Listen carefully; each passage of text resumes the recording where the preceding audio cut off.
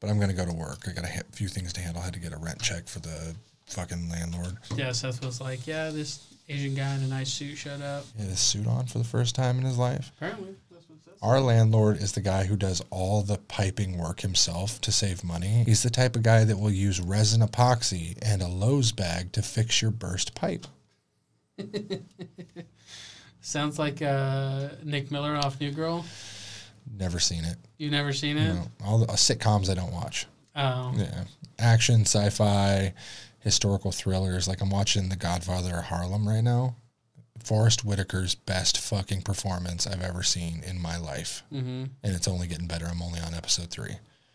Like I am hooked.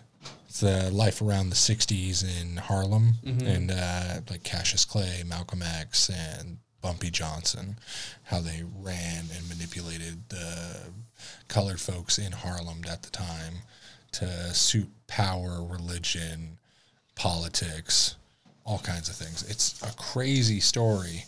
Man went to jail for 11 years, took the fall for some guineas, as they called them, which were Italian mobsters. And after that, got out and took his blocks back from 110th to 160th. It's intense television show. It's on Hulu. I'll give you a login. I have Hulu. I've seen some clips of it. It looks interesting. It's one of those where you're like, I'm never going to reach out and like try and watch this because it's just not really my forte. Yeah. And then I was watching Bass Reeves and I was like, you know what? It's Black History Month. I'll give it a go. And you're like, oh, yeah, so it was like one episode, and then I was just like, that's a stripper, you know, that's drugs. Oh, you're calling heroin dougie. And I was like, I never heard that term before. I was just like, it's black, you know, that's it. It's Black History Month, talking about heroin, doing the black. If you didn't know, I'm a recovering drug addict, loyal to the foil, fun little term. Welcome to During Business Hours podcast. Me and Alex are just sitting here on hump day, thinking about little things to do, how we can make some more money. It's a little slow today, luckily. We're enjoying it. Well, since I showed up, people are probably going to show up. Yeah, it's just usually what happens. But it's been a slow week because I was sick. I was running errands on Monday, got sick Tuesday, and then had to finish my epoxy table. As we know from the last episode, I nearly murdered a cat because of. It's pretty funny. My wife's still debating because there's dust that gets on it while it's curing. Then you have to sand it. But it's very minor because it's not the cleanest environment. I brought it into the house so that it, because of the wind and the cold last night, didn't want to deal with it curing for longer than 6 hours. And then I maintained that from a 10:30 pour till about 11:30, getting all the drips off the sides. And I probably lost like 15% of its volume because the floor in there is unlevel. So I used the self-leveling legs, got it back up to pour. But boy, those curves are so perfect. There's not a single stretch, pinhole, fisheye. There's like tiny specks on the top that you can feel of dust that fell on after it was curing. But that's where it is like, all right, well, we can sand it to make it that matte color we were talking about. I used a couple of new techniques with foil tape to put a barrier around the edge so that I could pour it, wait for 30 minutes for it to tack on the top, pull the foil tape, and watch it go over. The continuity of the thickness, because it's a 16th to an 1/8 inch thick. It was originally an 1/8, and then when we pulled those sides, it literally just cut it in half and fold over. So I was very happy with it. It still got all of its design elements around the edges because I ended up cutting it in to make it seem like it was more of a wood live edge, because this is just an MDF table. It's a piece of MDF I cut straight down the center, glued 2 sheets together, a couple of screw holes, and built a fucking coffee nook out of it. It looks very, like, nice, modern. Dude, so sure. Looking up a marble coffee table that's 40 inches tall. Honestly, I might have to commission you for a coffee table for my office. I've been wanting a better one. But I'd seen some on, like, Etsy that were right around $2,000. Still $2,000? Mm-hmm. You could just get that in an epoxy like you did. Exactly. And it looks practically the same. Yeah, $17.99. Wide coffee tables, but this is also 40 inches tall. A selling point that it's a coffee bar. So it's 40 inches tall, 24-inch depth at 72 inches long. So it fits in that wide wall perfectly. And boy, I'm just a religious man now. God has graced me with the gift to save that fucking paw print. You can't even tell it's there. It's gone. Finito. Blessed. So I took some CA glue, filled in those mutton hands, Mm-hmm. and then meshed it with a little white paint, and then did that full pour, and it's invisible. I Nice. can't tell it was there.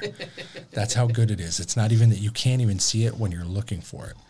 So this morning I was like, yeah, babe, check it out. You know, everything, because I stayed up super late to maintain those edges because I didn't want to have to sand any of the drips. Mm-hmm. And I was like, oh, I keep hearing that this is the way. So you'd basically scrape it with a putty knife at a 45, getting all the drips off, hit it with the torch, and any strings or remnants of like sharp edges kind of pull together like rubber bands. So after you scrape it, even if you had a hard 90-degree line, it kind of rounds over like this. And it's like, oh, okay, now it's like a drip. But then it's not actually a drip because, you know, the material is tightening there, Yeah. curing as fast as you pour it. A little bit of torch scrape work. Yep.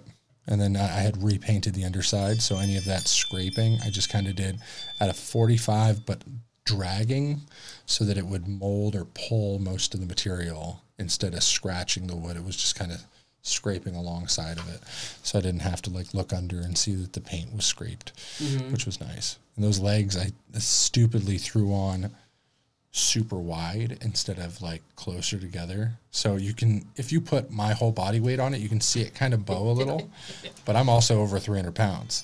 So if I bow it, sure, you know, 300 and something pounds. Those legs will take 800 pounds a piece though. So that was nice. There's a person at my front door. There's a person at my front door. Who's there? It's another homeless guy walking by. I don't know. Hello? How can I help you? Some solar options. Yeah, you know what I really like to do, and this is really fucked up? You like to mess with? Yeah, I will waste his fucking time forever. I am absolutely... He just cold knocked on my door. I know he's trying to make money. They're working on commission. But I will waste hours and hours and hours of his time. I will be the most interested party. Don't you tell me all the time to go just like... Tell him to fuck off? No, do cold calls. No, you. Yeah. You're a small business owner. You're not working for a major company. Oh, is trying that a to major sell, company? Yeah, trying to sell people a scam. Those door-to-door guys like that, you're going business to business offering your services, a bit different. Yeah. Estoy aquí haciendo un podcast con un amigo. Alan, I want translation. Estoy aquí haciendo un podcast con un amigo. Okay. Okay, tengo un paciente a las 4 también. He was just telling me that he's gonna be later at work, so I don't have to pick him up at 3:45.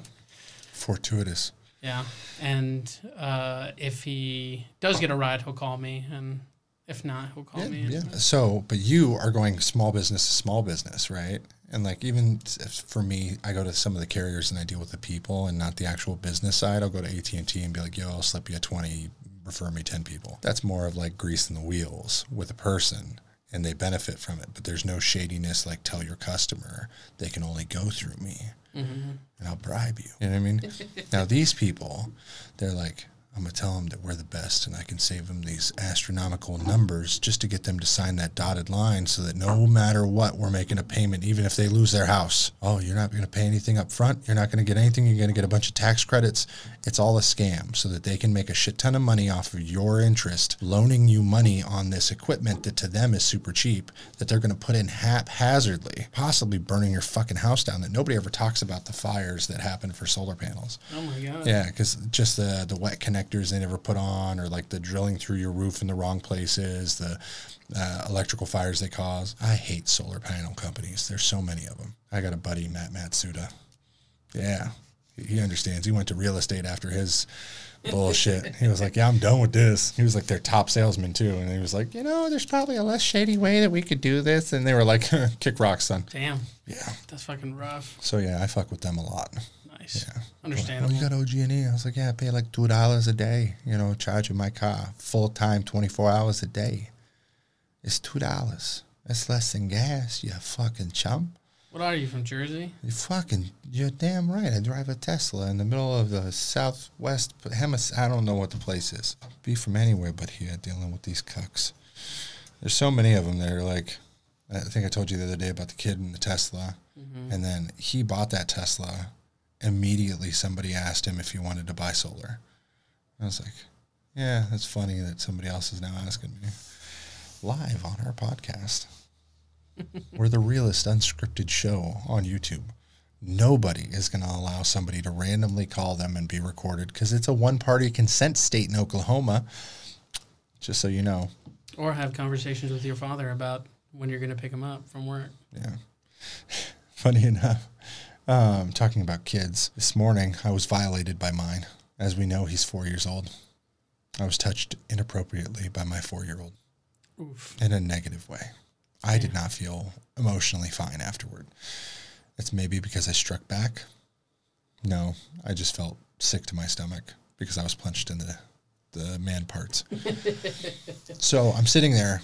I'm waking up late, 4 a.m. I was up doing the table, super happy, about to jump in the shower, get my B-roll and my final outro for the video that we're making for YouTube. Mm-hmm. Sitting there having my coffee on my phone. And my son's rolling around on the ground because we took his phones away. He's not allowed to have phones or tablets anymore because he's having nightmares of these like scary games he saw. Yeah, my wife turned into a ghost and tried to eat him one night. He woke up just in tears. And then the next night it was like she was a demon. So now mom's always some type of like creature or nun that goes, jump scares people. So no more YouTube. Miss Rachel and Bluey only. Fuck everything else. Yeah. Just we really put a nip to it because that kid's too smart with electronics. Right. Like he's at the point where he can unlock the front door. Yeah. He can unlock the front door. Yeah, because we have a Kivo, so the deadbolt he can log into the Kivo account, put in the 6-digit passcode by himself, and unlock it when he wants to go outside. That's scary. So, point being, not going to happen. He's done with it, and we're trying to get him to not have nightmares, to not try and sleep in our bed, because I need sleep too. I'm a human. So I'm sitting there having my coffee. It's a beautiful day. I got everything I want to do done. I'm like on track to get the day done. It's 10 a.m. I'm very late. Okay, I slept in. And then it's like somebody reached out from hell and said, "You thought so." Just full knuckles, 2 giant walnuts cracked. Bam, with a fist of fury. You ever seen the Man with the Iron Fist? Mm-hmm. Yeah, that was it. I felt like that man in his steel gauntlet reached out of the wood flooring of an Oklahoman house. And just went, straight. "You thought so." And shattered my hopes and my dreams. But that would have been a really good American Funny Home video. It probably was, because the kid was like rolling around doing Power Ranger stuff and yada yada. I wasn't paying attention. And then it was, and then I just slapped him. Yeah, I hit my kids. Instinct. It was instinct, yeah. It was more like he knows, because we're trying to teach him not to like punch himself, because one day he was like punching and hitting his legs, and then he was tapping himself in the nuts, and we're like, "Hey, don't touch me there. That's my no-no square. Hey, don't touch me there. That's my no-no square." Unless you're like 5'6", a brunette, a genetic woman, and with a C cup or bigger. If I was single. But I'm damaged goods at the moment, and my son was crying.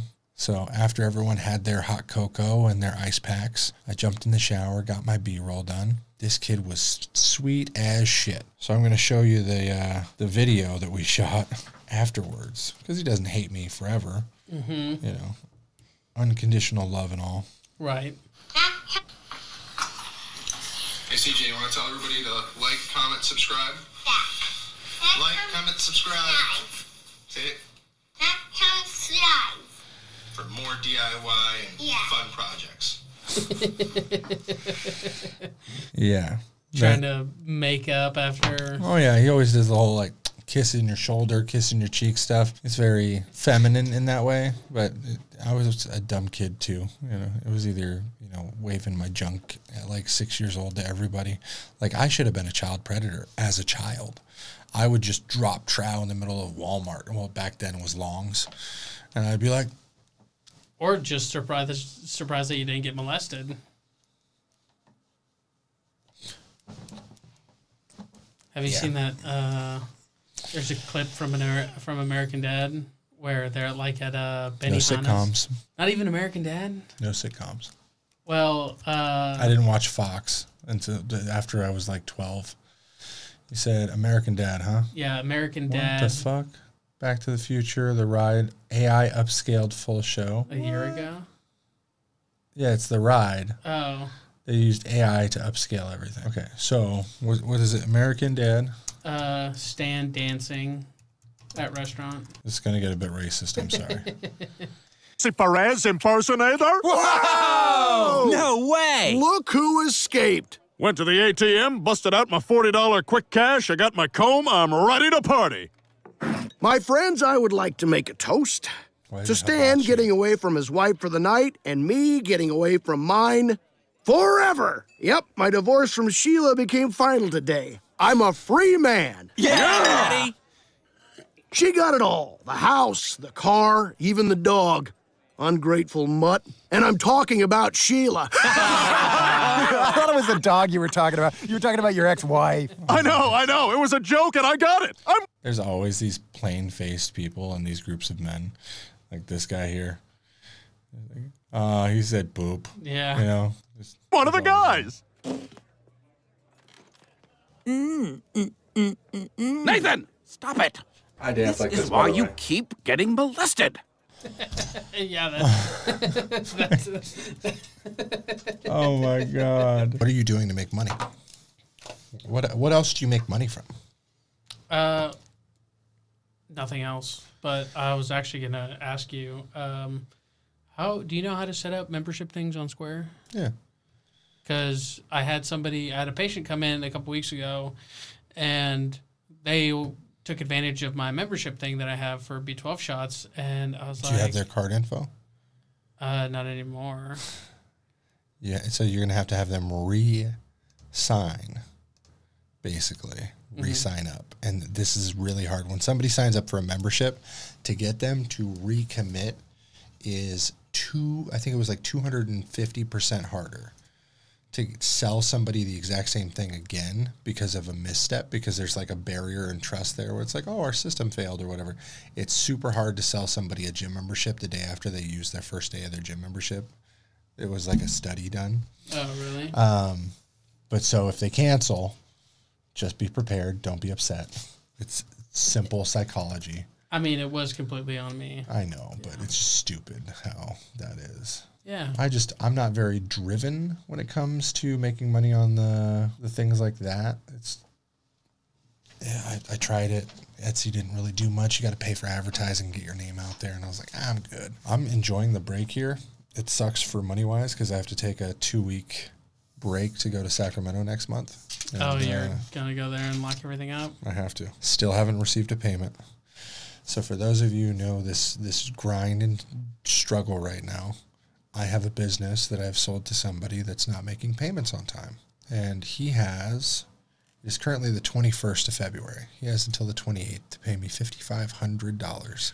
If he doesn't have the money today, it is physically impossible. A store that's doing $20,000 to $25,000 a month still cannot generate $5,500 in a week. So he has to have some type of windfall. He was hoping to get some type of Square loan. And I was like, that's not going to happen because you already have one at that address. So don't try and bullshit me that there's not one at that address. And he's like, no. They offered me to renew my loan. And I was like, but they're not going to because he denied it. So then you have to wait 90 days. And he's like, well, it was December, so it should be coming soon. I'm like, not in 7 days, bro. Right. And he thinks, well, if I can't do it, we'll just discuss it come the 5th next month when the next payment's due. I'm like, no, we'll figure it out. But no, he does not know that I will fly there the second, lock everything down, midday, kick him out. I'll serve him his cease. Done. Something more interesting happened yesterday while I was sick. So I didn't know I was going to put this on. I got a call from a government official with the Bureau of Household Goods that my business license had expired for our Bureau of Household Goods license in California in August. And I was like, well, yeah, I quit operating in January of last year. We sold the business come May, and we notified you in May of the business owner transfer of ownership. And they were like, oh, well, that's not in the record. And I'm like, well, it's in my record, and I have the call. Let me grab it for you. So I have a set of files just from selling this business. Call number 3 that was recorded was to the Bureau of Household Goods, speaking to a Destiny. And so I notified her. She's like, well, when it's final or come time for your renewal, if the new business owner just renews your license under his name, there's a little form he can sign, and he's the new owner of your license at that address, and we don't have to audit or do anything. And I was like, okay, cool. I'll put it into the contract that this is what it is and what he needs to do. It was in there. It's in there. He didn't do it. Turns out he doesn't have 2 of the 4 licenses he needs. It's a $300 license for both of them. One's $195, one's $110, $305. Does he get any like late fees stuff? The fine Fine. for not having it is like $485 plus a penalty of 5% per week that you don't do it. So it caps out at like $2,000. So we're at like $2,000 in fines. But when they came to him yesterday, apparently they told him they were coming by. They sent him a letter. No info for me because I'm the business owner on their record still. I didn't get a letter. He got a letter. How did he get a letter? Well, it turns out it was addressed to me. He was called and asked for me, and he told them he was the new business owner, but at no time did they connect the dots that I'm no longer the business owner somehow. And then they come there and he's like, yeah, I just work here. Not, hey, I'm the new business owner. Pretended he was an employee for me, that I moved out of state and I don't care. So they wrote the citation on the spot to me so that he could avoid the ticket. That was the final nail in the coffin for me. I was like, I don't want to fucking help you. Right. And then I called him on it. He was like, no. And I was like, do you know what? Destiny records all of her interactions. Dave, technically the project chair that goes out door to door doing the things, he has to record these incidents when there's somebody or a citation. He's going to give me the audio file. Well, they didn't give it to me, but they reviewed it. And they said very clearly, he stated he was not the owner, that if he was going to buy it, it wouldn't have been it wasn't finalized yet, that he was in the talks with me of buying it because he's, running the place for me. And I'm like, that's such a horse shit fucking excuse. Just pay your stupid fine. You did it. You refused to get the licenses because you didn't want to pay an extra $300. This is the same man who just can't buy new fucking business cards, even though they're free. Seriously? Check out our tip on that on a short. Business cards are always free. Yeah. So I was like, you know what? I'm done. My give a sheet. Oh, shit. I'm out of fucks. Yeah, where you're... 0 fucks to give. Perfect. And so he called me. He was like, what do I do? Well, after the fucking buying and selling stolen goods very blatantly from crackheads shit last week, now this and not paying me, pack your shit. Like, if you don't want to be there, don't be there. Mm-hmm. Just go. Lock it up. I'll be there tomorrow. Doesn't want to do that. No, he's made so much payments. He's not giving it up. He's going to make it work. In my worst case scenario, he's sold all the inventory already, and he's preparing for me to lock it up.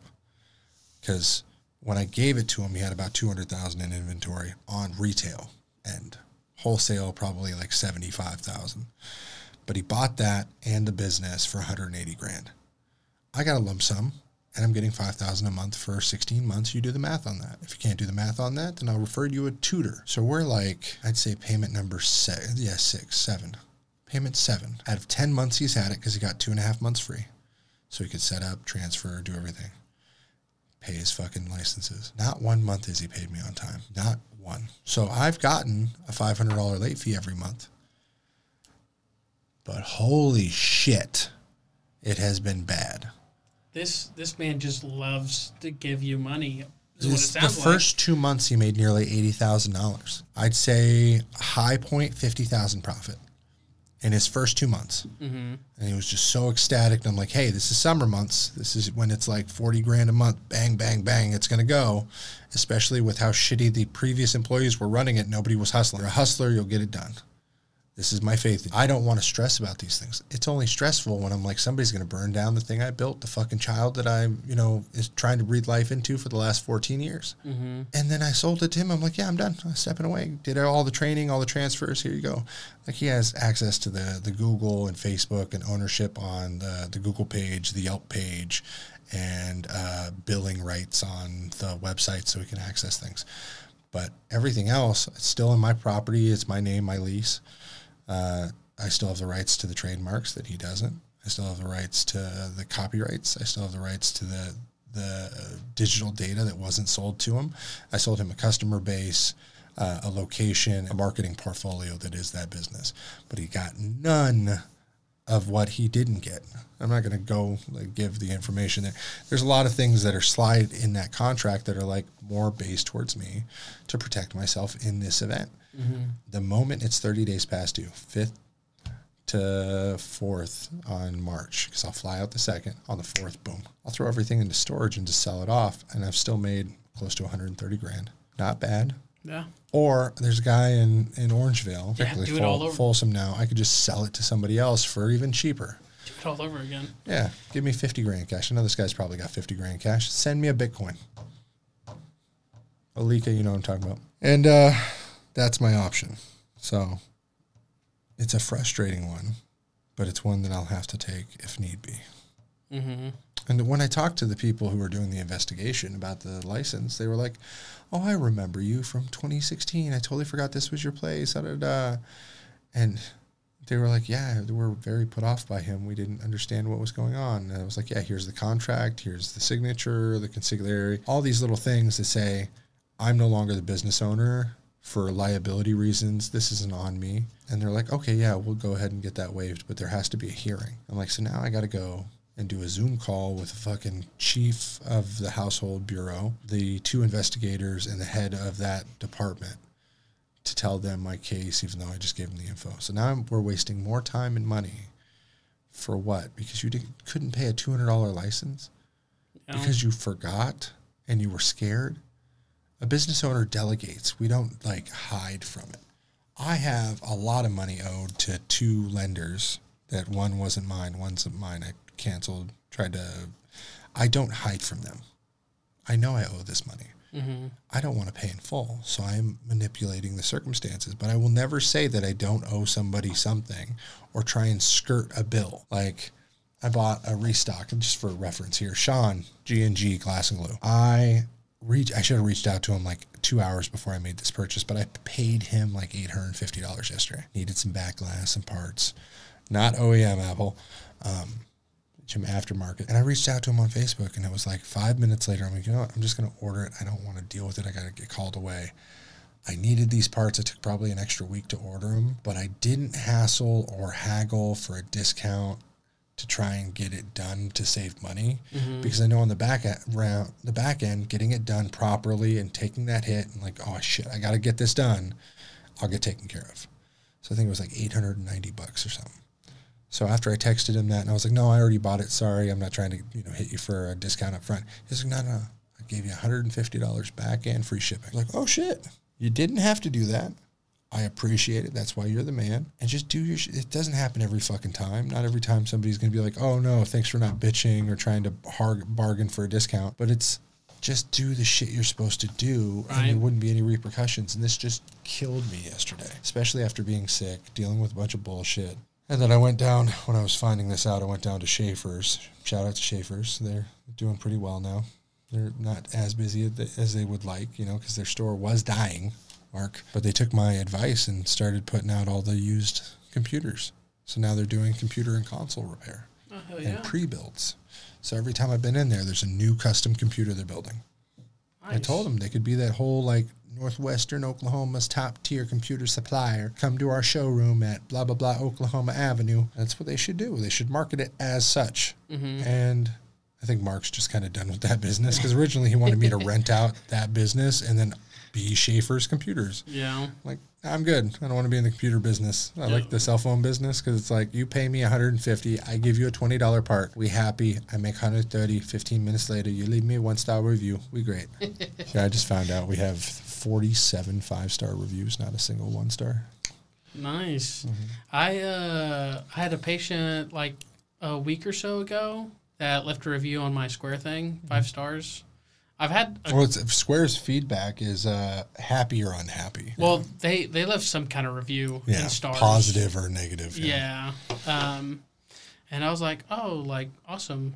I forget to tell people to hey, leave a review. I tell people all the time when I don't charge them more money, because then they feel like they're indebted to me for not getting charged more money. Mm-hmm. Here's your solution.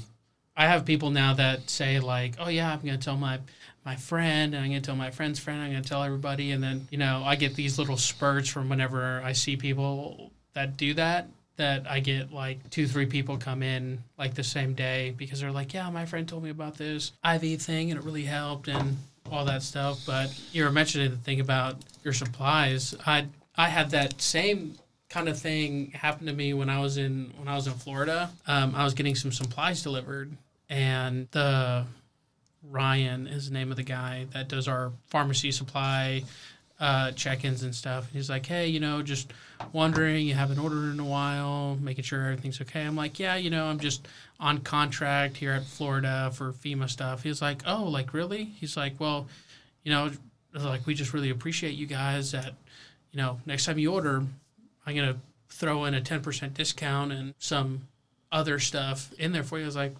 dude, you don't have to do that. And he's like, no, dude, like, I appreciate you. I was like, oh, well, like, thanks, man. Yeah, that's what suppliers don't have the biggest margins. So when they do that, it's nice. It almost seems like they give a shit. And like Sean was one of those guys that I always used to haggle with when I was like, I only got like $3,000 in the account and I don't want to spend $500 with you, but I have to. We have a couple of orders. I'm surprised at how dead it's been for the cell phone industry lately. I need to get cards over to the carriers and then buy some pizzas. But AT&T, every time they ask for lunch, it's always like Friday afternoon, 3 p.m. All the places are busy. There's no delivery.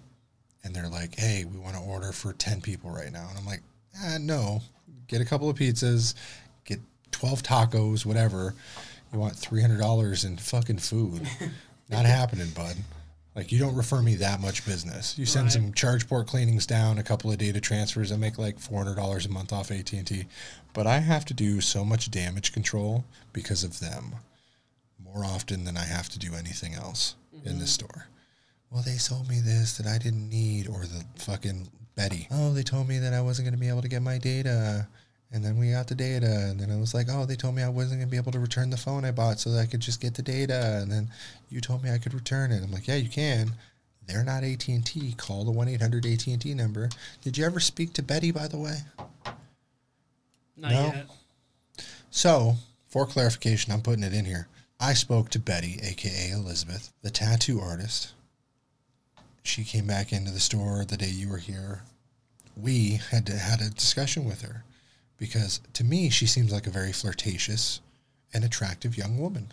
Yeah, very nice. Very nice. I am very not single. I am very married happily. I can't engage.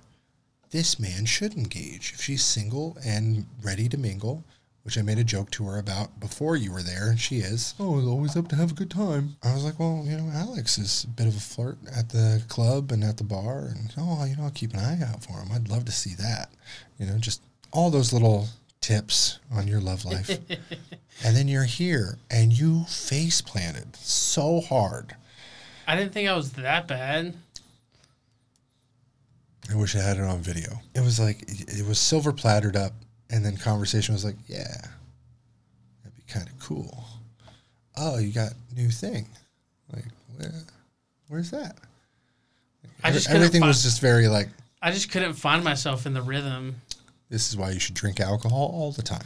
Alcoholism. But no, it was one of those weird things where it was like, I'm trying to throw you an alley-oop. I'll be Shaq, you be Kobe. Like. Yeah, definitely. I can psychologically break you down by knowing what kind of porn you watch. I can. And vice versa. But you know what that opens up? That opens up a lot of conversations about her willingness to discuss certain things and where her level in comfort and comedy is. So you'll know how to talk to her in certain ways and how not to. Because some girls don't like well, Jesus is this, and this is the world, and this is very plain and simple and vanilla. You got to run? Here in a little bit. I have a patient at 4. All right. I thought your dad or somebody call you. My dad about not picking up at 3:45, but I have somebody at 4. But so it's one of those things where the way she acts, the way she talks, you can pretty much discern what she's into and men she likes. You could tell by her too. she needs somebody that's like either a go-getter or very stern and direct. Like, you know what I mean? She wants a man's man. So I was like, just go be the man. Go bring her that 6-pack of beer. So Okay, look, you said either coffee or beer. Yeah. Well, at first I was like coffee, but you were like, oh, why not beer? So I fell into it. Thank God I did beer, because I would have wasted like $20 on some coffee, because I drove by her new shop place and she wasn't there. And then Let's roll this back real quick. Well, I want to add to this is you were like, well, did you check the back? Because, they can park in the back. And then yesterday, while I was driving there, I was like, well, like I'll go down this way and see like about the back area. There's like nowhere to park in the back. There's an alley. There's a place you can drive through. Yeah, but you're not gonna. There's not enough. But you have no idea if her car wasn't there, right? You just don't know. You're not gonna. Schrodinger's cat. There's like no alley, because it's literally the Northwest. Whatever real estate, and then the Edward Jones office that's like right next to it. Yeah. So there's like no full. Not a full like drive-through horizontal alley, but you can get behind the building, and there's a parking lot. Point is, I drove by and she wasn't. But let's roll back. So I made jokes about her doing demo at her shop, and I was like, "Hey, you need help? We'll be there. Men, we get this done for you." I know what it's like. She told me she'd have a job for me. Exactly. So I was like, you know what? Take her fucking up on that. Go get her a coffee. Go there now. She said she was going to be there. $20 to your future grandchildren going, how did you meet? Doesn't fucking matter. Take the chance. My point being, you never know. But this man, the saddest part to me is you drove by, but you didn't even knock. Because hypothetically, what if her car was parked across somewhere else? It wasn't on that street. You saw everything. But hypothetically, Schrodinger's cat, what if she was in there and you just didn't know? What if her dad gave her a ride because he was helping her? You could have met the father, brought some coffee, been that chum that was like, that's a nice guy. That seal of approval from the father is everything out here. Unfortunately, her dad passed. Okay, the mother. But you never know because we don't know. But I'm saying she's a nice girl. There was an opportunity there. We have no idea if she was there or not. But I'm happy that you at least tried to your degree. 99.9% sure she wasn't there. I'll even go a step further. 100% sure that she wasn't there. Because you spoke to her? No, because she wasn't there. You call her right now. Ask her. I don't have her number. But I don't want to be the one to call her because I told her that I don't take phone numbers from girls that are attractive. So yeah, it'd be weird. It is. And then it'd be weird if I called her from her phone number. She's like, "How'd you get this?" I was like, "Oh yeah, Chris gave me your number." So you have her on Facebook, but I'm just saying. Yeah, I have her on Facebook. We'll see exactly how it pans out. I'm rooting for you. I'm shipping it. Betty Al. It's such a hard, like in terms of like you got fake nicknames for each other. You guys do each other's tattoos. Dude, she needs like a man's man. You are a man's man. You just have not found. You have so much confidence. You just don't. Yeah. Can anyone else agree with this? I'm perfectly comfortable in who I am. That's all you need. Where I'm at, like I'm also very. The other part of it is I'm also very clueless when it comes to women and then giving me signs. So. Oh yeah, but you don't need signs. You just need somebody to tell you this is it. Go. Yeah. And I need like that, like an imaginary person on my shoulder. Red light, green light. Yeah, just like hey, this is your shot. Like go for it. Like right now is the time. And I'm like okay, cool. And then I'll do it. You just need to be yourself because I think you're better than the slow talking like. Kind of there guy. You treat her like she's got a dick. I bet it'd be great. As friendly and outgoing as you are, the same witty comments and jokes and the dark humor she loves. I literally tested the waters for you.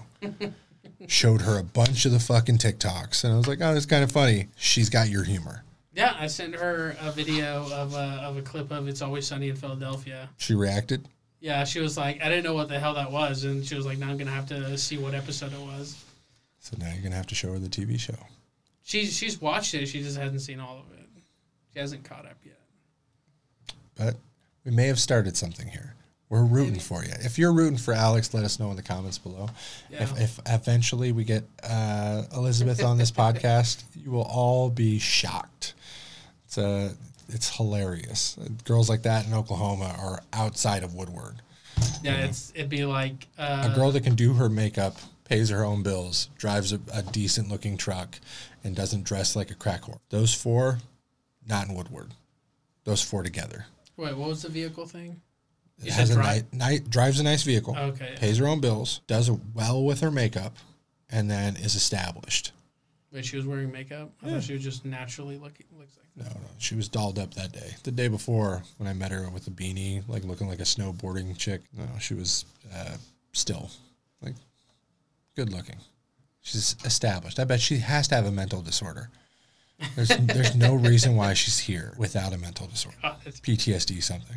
She just always looks gorgeous. That's not the point. There has to be a downfall. There's one. Not to say there's something wrong with you, but there's got to be something that keeps you here to a degree, or like this is your comfort zone.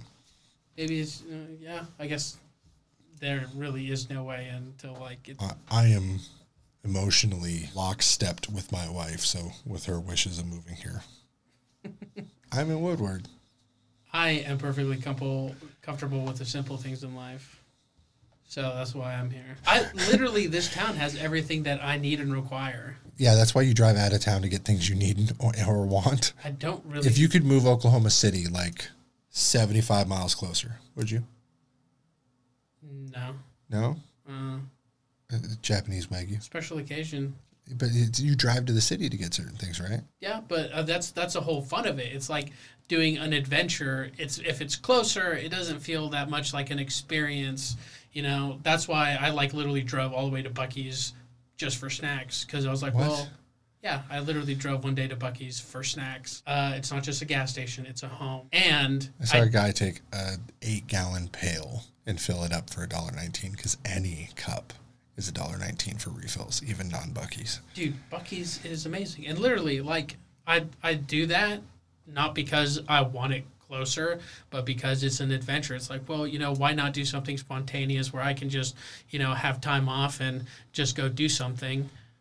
I could see that. I would definitely, next time you plan that adventure, you let me know. It's not planned. It's spontaneous. Well, next time you plan to do it, like you're going to do it that moment, call me. All right. Yeah, because I bet we get there a lot faster in my Tesla. Doing 120 down the I-40. And we could stop by the World Casino. Unless I get my Model 2024 refreshed.